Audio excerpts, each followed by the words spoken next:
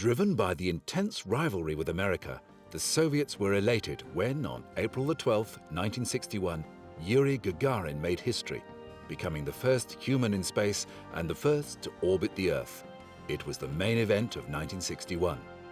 The flight was considered a major political victory for the Soviet Union, as the United States didn't put a man into space until Alan Shepard's orbital flight just a few weeks later on May the 5th. The Soviet cosmonaut flew into orbit aboard the Soviet spacecraft Vostok 1. After 2 years of top-secret training, he made a single orbit of Earth in 108 minutes and traveled at over 27,000 kilometers per hour. The 27-year-old grabbed the world's headlines and captured the imagination and hearts of a generation. He returned not only a hero of the Soviet Union, but of the world. Gagarin was born on March 9, 1934, to Alexei, a carpenter by trade, and Anna. The third of 4 children, there was no electricity or running water on the collective farm where the family toiled to make a modest living. Interested in space and planets from a young age, Yuri attended the local school for 6 years and continued his education at a technical high school.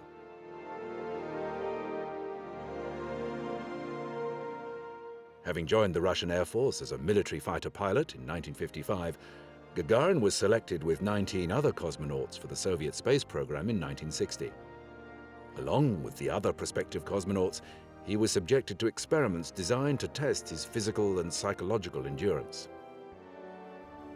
Of the 20 selected, Gagarin and fellow cosmonaut German Titov were both contenders for the flight due to their high standard of performance during training. Training consisted of space navigation, rocket propulsion, physiology, astronomy, and upper atmospheric physics. The cosmonauts were trained on special devices to accustom them to the physiological stresses of spaceflight. But Gagarin was chosen. He was capable and even-tempered. He represented the ideal Soviet man, a peasant farmer who became a highly trained cosmonaut in a few short years. The launch took place at 9:07 a.m. Moscow time on April 12, 1961, with Gagarin crying out, "Here we go!" moments after liftoff.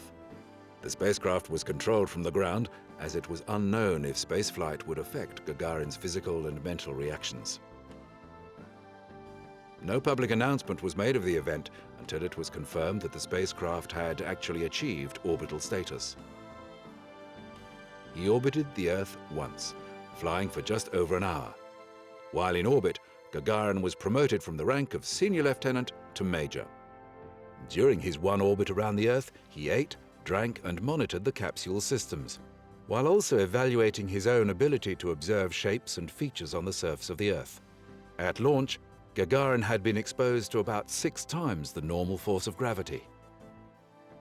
He ejected from the spacecraft at an altitude of 7 kilometers, parachuting into a field near Saratov in Russia.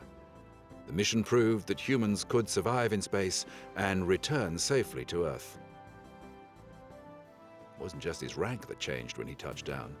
After the flight, Gagarin became a worldwide celebrity and the USSR's #1 ambassador. He embarked on a world tour with appearances all over the globe to promote the Soviet achievement.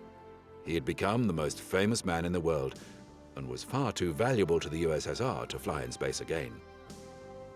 Gagarin then became Deputy Training Director at the Cosmonaut Training Base. On March 27, 1968, he died in a plane crash outside Moscow while on a routine training flight. Yuri Gagarin's successful spaceflight was one of the pivotal events of the 20th century. As so often in history, this trailblazing achievement served to inspire dreams of a bigger world and a better tomorrow.